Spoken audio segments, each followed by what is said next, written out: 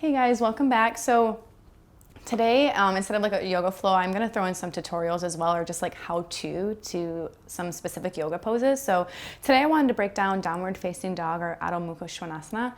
I chose downward facing dog because you're gonna see that in arguably every class that you do take, maybe not a yin class, but this is pretty much a huge transition pose.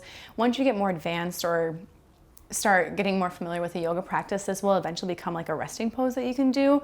Of course, child's pose is always there as well, but with downward facing dog being such a common pose, I thought it'd be super nice to kind of break down, where your body should be, how you should be feeling, contradictions, things like that, just so when you are in this pose and when you are transitioning from this pose, you'll have a confidence and you'll understand how it feels within your body.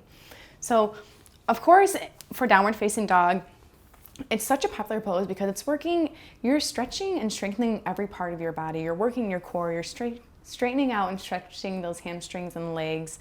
You're pushing away, you're rounding the shoulders, your body's kind of all working together to make this pose possible. And there's a lot of different like do's and don'ts and things that I've personally had people ask me questions about. So I thought it'd be a good idea to just kind of break it down with you guys together. So of course, for downward facing dog, you guys can get in a tabletop position here while I'm talking. You want to like maybe do some cat and cows before you work in here, or try to open the shoulders up a little bit while you're practicing downward facing dog. But how to get into that, we're just going to start in a tabletop position. We'll want to keep the toes tucked because we're going to eventually obviously use those to lift the knees off the mat. So with a tabletop position, you want to find your grounding here, and you'll probably hear that often, but it's super important to find a good stable foundation while you're moving into these more inverted or advanced poses, you could call them. So from our tabletop position, hips above knees and the knees about hip distance apart, shoulders above our wrist. With our toes tucked, we're simply going to I like to just start with shifting the weight back as it lifts my knees up. So now you can see my thighs are pretty close to my stomach. And then when you get as back as you can, as you're pushing away and grounding into the palms, you can start to straighten out your legs as much as you can. So instead of making you guys hate me while you sit in a static downward facing dog, just keep pedaling out, and I'll just kind of start from the bottom up of how this should work or how this should look. So let's say you just got into your downward facing dog, right? You're kind of working out any kinks, you're kind of stretching out the backs. You want to keep your palms spread out a little bit more than you typically would in this pose, because you want to have equal weight in all 10 fingers. You don't want the index or the thumb to lift, because that just means you're putting too much weight in the outer hands, and that can be prone to wrist injuries here. So you want to make sure you're keeping and firming all the fingertips into the mat.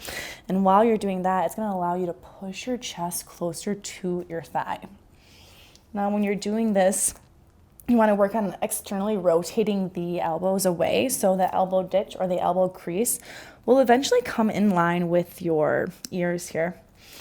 Now, a lot of people, the heels won't touch the ground, and whatever you hear, whatever you see, that doesn't mean anything. You're still getting the same benefits, and you're still in downward facing dog.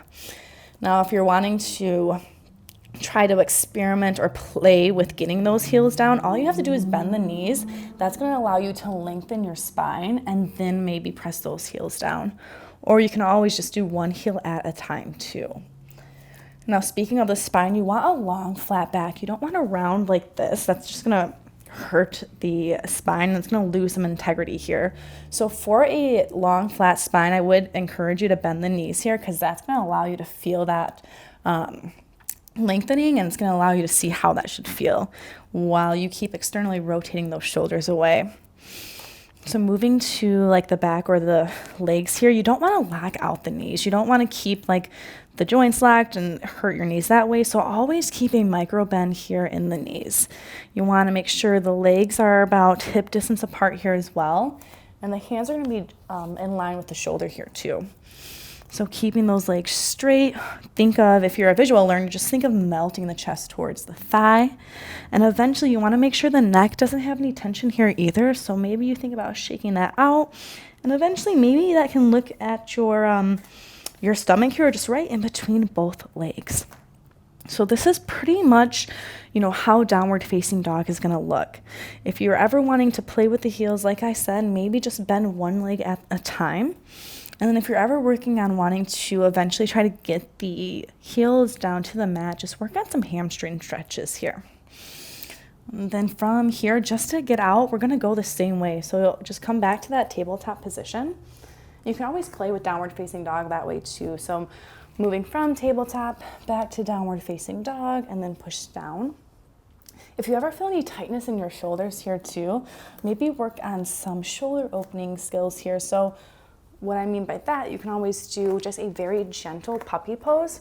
So you'll keep the knees in line with the hips and you'll just you'll spider crawl the hands to the top of the mat as you invite the chest towards the mat here too. And that's going to help you open up your shoulder blades here and the shoulders so you can get into downward facing dog a little bit easier. So yeah, that's pretty much the gist of downward facing dog.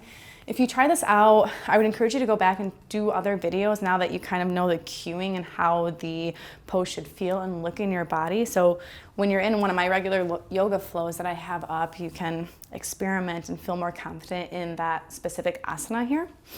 If you have any questions, of course, always let me know. If you have any other poses, even very simple ones, chair pose, forward fold, anything like that you would like to see broken down so you have a better understanding of that when you're in a full vinyasa or really any yoga class, let me know in the comments. Thank you. Hey guys, thanks for checking out this video. If you want to look for some more, they should be right over here. Don't forget to like and subscribe and also comment if there's anything else you'd like to see or something you'd like me to add or any questions. I'm always happy to answer.